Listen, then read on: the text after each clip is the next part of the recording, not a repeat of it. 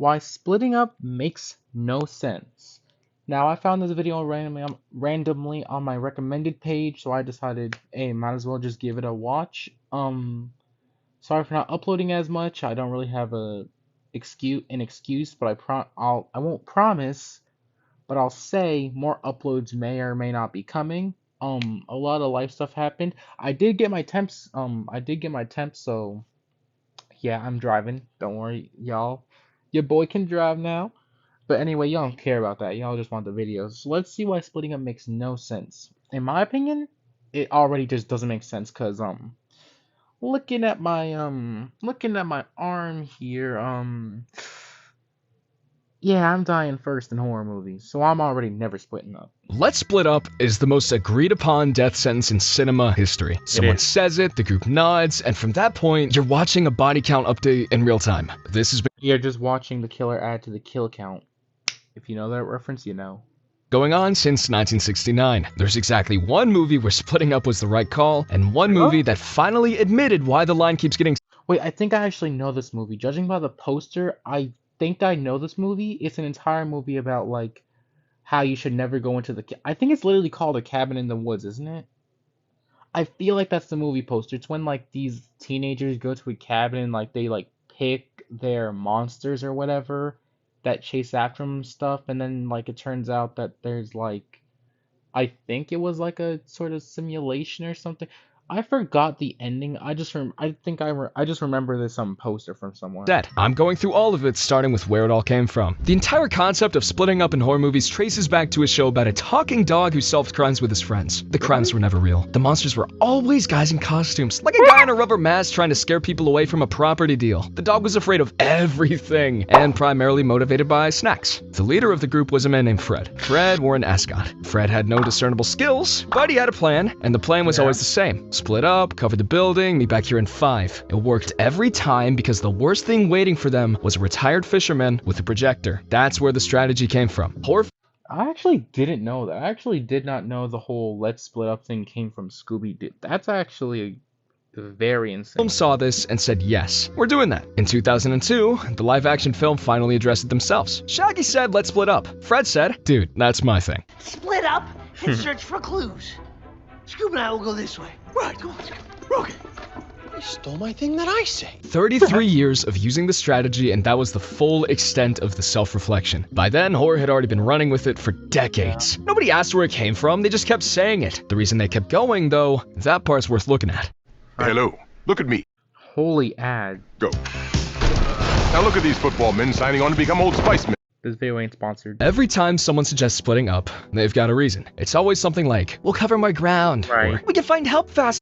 Or the third reason, they'll just split up to try and like it's usually we can find help first. Or, we should check both exits. And in the moment, standing in whatever building or forest they've ended up in, the reasoning sounds completely fine. The logic isn't stupid on its face. If you take the horror movie out of the sentence, cover more ground is a perfectly reasonable strategy. Search and rescue teams do it. Police do it. Any situation where you need to locate something quickly, spreading out makes sense. The problem is the part everyone skips over, which is that search and rescue teams are not being hunted. Exactly. They are doing the hunting. The thing they're looking for isn't also looking for them. Horror characters have this backwards. They are the thing being searched for. Splitting out helps whatever's out there cover them. Every person who walks down a separate hallway has just made themselves a solo problem instead of part of a group problem, and One other thing I never understood is why they never had it to where like they split up in groups. It's always one person at a time. It's never like, oh, let's split up into groups of 3 or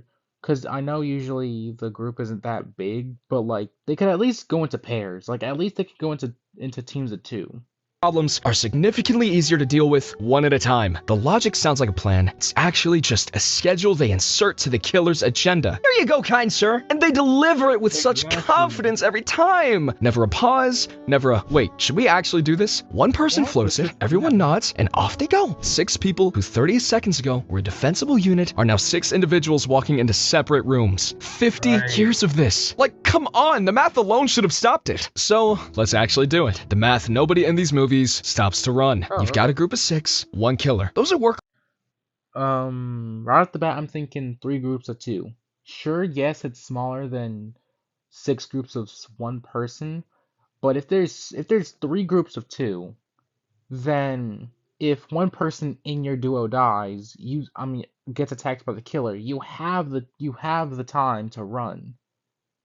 Rather than like 6 groups of 1, yes, you cover more ground faster, but you're also more vulnerable to the killer. Odds. 6 people acting together can block exits, create noise, grab weapons, cause problems. One entity has to deal with all of that simultaneously. It's not a comfortable situation for the entity. Now split up. Those 6 people become 3 pairs, spread across 3 separate locations with no line of sight between any of them. The killer doesn't have to deal with 6 people anymore. They have to deal with 2. Then move on to the next 2. Then the next. The problem got divided into 3 smaller problems that can each be handled quietly before anyone else knows what's happening. You went from 1 difficult situation to 3 easy ones, and you did it voluntarily. You suggested it enthusiastically. The group never does this arithmetic. Yes, that is a word that is in my vocabulary before they split. Nobody takes 30 seconds to think about what they're actually proposing. The words come out, everyone agrees, and 6 people become a to-do list. A shorter to-do list every time someone opens a door alone. Horror films have been running this exact experiment for 50 years with consistent results. But if you want something more rigorous than 50 years of fictional corpses, the science has been tracking this problem in the real world since before Scooby-Doo was even on television. After that, we'll get back to when it does actually make sense. Researchers have been studying what happens when prey separates from its group for decades. Oh, not like horror movie prey or the cute blondies in the grocery store line you prey on yourself, you bastard. Researchers research actual animals being hunted by actual predators in actual fields. That is a terrible way of wording, but I'm keeping it in. The findings are remarkably consistent. A study tracking large carnivore attacks on humans compiled over 5,000 incidents across 70 years. Lions, tigers, wolves, bears, 12 species across 3 continents. The single most reliable factor in whether an attack was fatal wasn't the species, wasn't the location, wasn't the time of day. It was whether the victim was alone. A separate study looked at sparrowhawks hunting redshanks. When the flock size reached 30 birds, individual kill probability dropped by 95%. 95! The predator didn't get worse at hunting because of a researcher looking at it nearby. The math just stopped working in its favor once the group was large enough. Wolves hunting bison solo have a 100% success rate. A lone wolf going after a lone bison fails 99 times out of 100. Pack size changes everything. What this means is that the instinct to stay together is the single most effective survival mechanism that prey animals have developed across millions of years of being eaten. More bodies in one place means more eyes, more noise, more variables for the predator.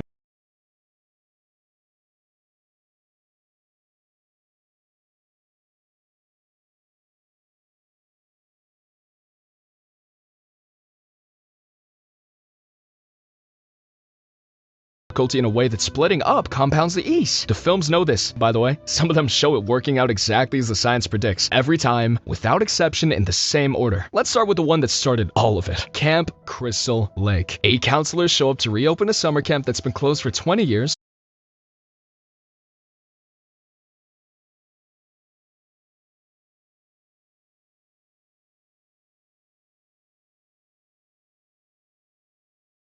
Because 2 people were murdered there. They've walked into this voluntarily, which is its own conversation, but the relevant part is what happens next. Every single death in Friday the 13th happens to someone who's alone. Annie hitches a ride by herself and gets herself killed on a road before she even reaches camp. Ned wanders off to investigate a cabin alone.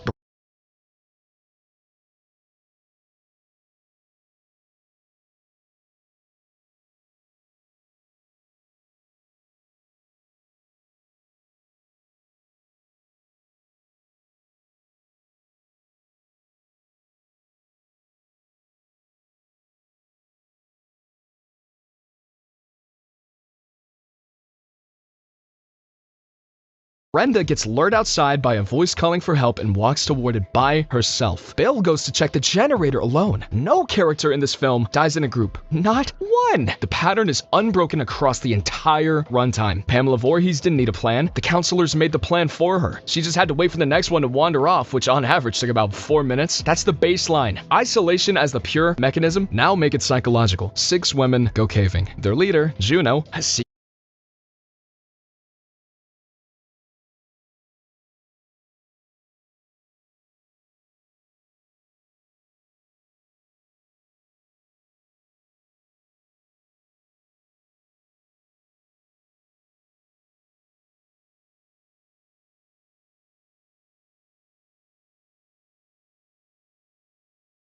Really taking them to an unmapped system instead of the documented route she promised. Nobody knows where they are, there are no maps. Then, the cave entrance collapses. Surprise, surprise. They haven't encountered the crawlers yet, and the group is already coming apart. The betrayal surfaces. Juno lied. Trust goes with it. And 2 miles underground with no exits is not the ideal location for that conversation. The thing keeping them safe from the crawlers was the group holding together. Once that's gone, so was the Backed by over 70 years of skin science, Olay knows a thing or two about body care. So I've partnered with them to show you that their action. Beth gets accidentally stabbed through the throat by Juno during a panic separation in the dark. Sam dies alone crossing a chasm. Juno gets left to face the crawlers by herself as a deliberate act. The monsters are almost incidental by the end. The group dismantled itself from the inside and the crawlers just handled the paperwork. Friday the 13th shows you what happens when characters physically separate. The Descent shows you what happens when they psychologically separate. Same result. It Chapter 2 takes that one step further. What if someone in the group designed this split on purpose, knowing it had already failed once before? The Losers Club returns to Derry as adults, perform a ritual that will destroy Pennywise permanently. The ritual requires each of them to retrieve a personal artifact from their past, so they split up across town. Oh, yeah, Mike forgot to tell something though. The last group of people who attempted this ritual was completely wiped out. He knew, he withheld it. The ritual also didn't technically require them to be alone. That was a condition Mike built into the instructions. He designed the split knowing the previous attempt had ended in a massacre and told nobody. They separated based on incomplete information for a ceremony that didn't require separation, organized by somebody with documented evidence that the last attempt had failed catastrophically. Mike would have done great in HR, but that's understandable. Civilians making bad decisions under pressure is one thing. Take that off the table entirely and put them in space. The Colonial Marines are trained military personnel with pulse rifles, smart guns, motion trackers, and body armor. They have a commanding officer with a tactical plan. By every measurable standard, they are better equipped than anyone else on this list. Lieutenant Gorman splits the unit inside the Xenomorph hive, then restricts ammunition because of nearby reactor coolant. Hudson responds to this information.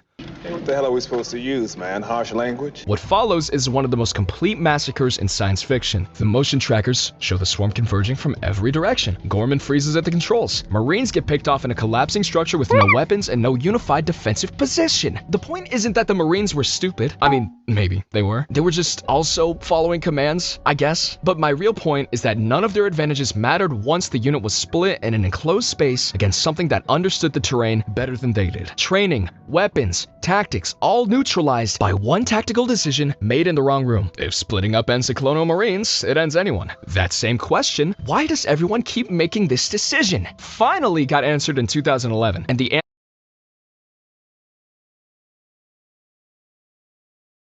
answer is worse than the problem. In 2011, Cabin in the Woods came out. On the surface, it's a horror film about 5 college students who go to a remote cabin and get picked off one by one. Standard setup. What's different is that the whole thing is being orchestrated by an underground facility run by technicians who need the deaths to happen in a specific order for a ritual to work. The technicians have tools. Chemical dispersants pumped through the cabin's ventilation system. Mood alteration, behavioral nudging, decision manipulation. They use them throughout the film to steer the characters towards the outcomes the ritual requires. Or, well, somewhat requires. They also gamble on like who gets the kill, which is honestly kind of crazy, not gonna lie. At a certain point, the group needs to separate, but right before that, Kurt makes clear they should stick together. No matter what happens, we have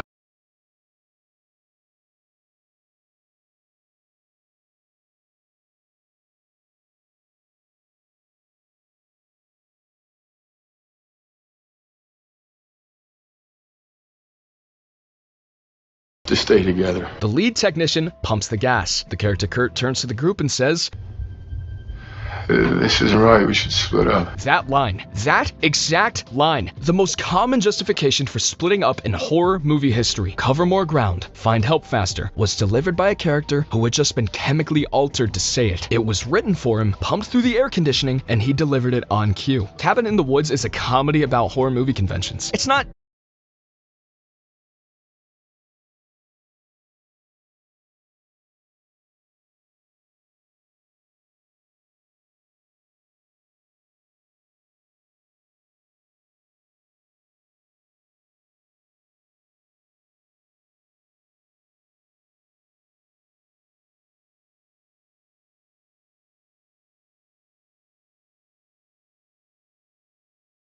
trying to be subtle, but what it accidentally documented is that the one line nobody ever questions, the line that gets the group moving in separate directions every single time, is the line that had to be chemically induced to get said. Without the gas, the character didn't want to split up. With it, he suggested it confidently, and the group agreed immediately. Every other horror film has the same line delivered by characters nobody was dosing. That's worth thinking about. And to their defense, there is a good reason for that. Horror depends on vulnerability. 6 people in a room are not that vulnerable. 1 person alone in a corridor is. So the split serves everyone except the characters. The director gets multiple separate tension sequences instead of one. Each one gets its own build, its own scare, its own payoff. The runtime fills efficiently, and the fundamental problem of explaining why 6 adults can't overpower a single entity disappears the moment they stop being 6 adults in the same room. It works, the sequences land, the tension builds, and audiences have been watching this for 50 years without collectively demanding an explanation. The only cost is that the characters have to behave as though splitting up was their idea,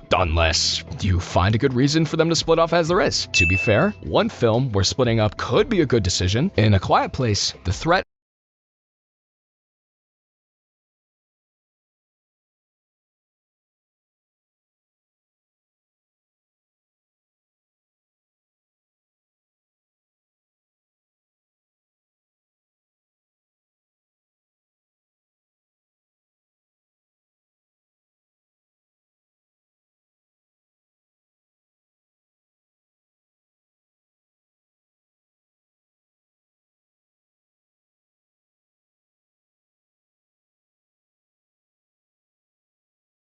hunts exclusively by sound. The creatures are blind, fast, and functionally indestructible. The only thing keeping the Abbott family alive is silence. In this film, splitting up is occasionally correct. Not always, not carelessly. But when Lee and Marcus separate from the farmhouse to draw the creature away from Evelyn in labor, that's a sound, tactical decision. The threat tracks noise. 2 people moving together make twice the noise signature. Splitting the sound sources splits the creature's attention and buys time. The logic holds in other movies where one also separates to sacrifice himself. That's the exception. Roast me in the comments all you want if I missed other exceptions though. Speaking of fighting, is that the right answer instead of splitting up? Is that the answer? Well, come on.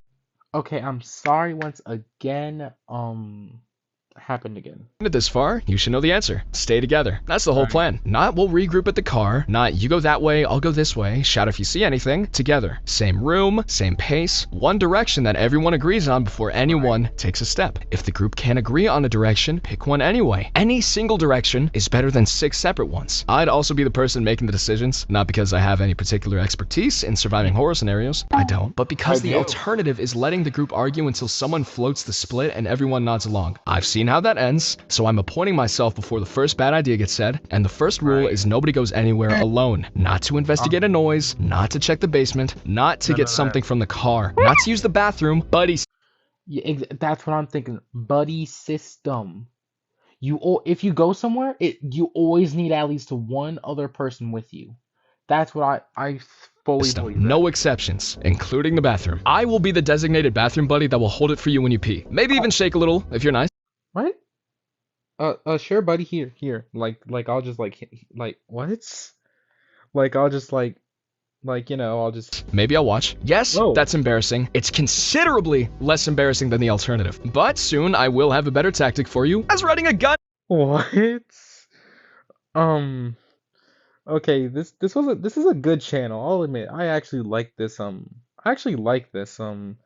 Cheeky Chunky. I actually really like his I might watch some more videos like this, but yeah, that's all. I hope you guys enjoyed. And me personally, man, splitting up. If it's me, I'm going with 1 or 2 other people, no matter what. But yeah, that was actually a really good video, and yeah, I might watch more from this guy. Tell me what you guys think.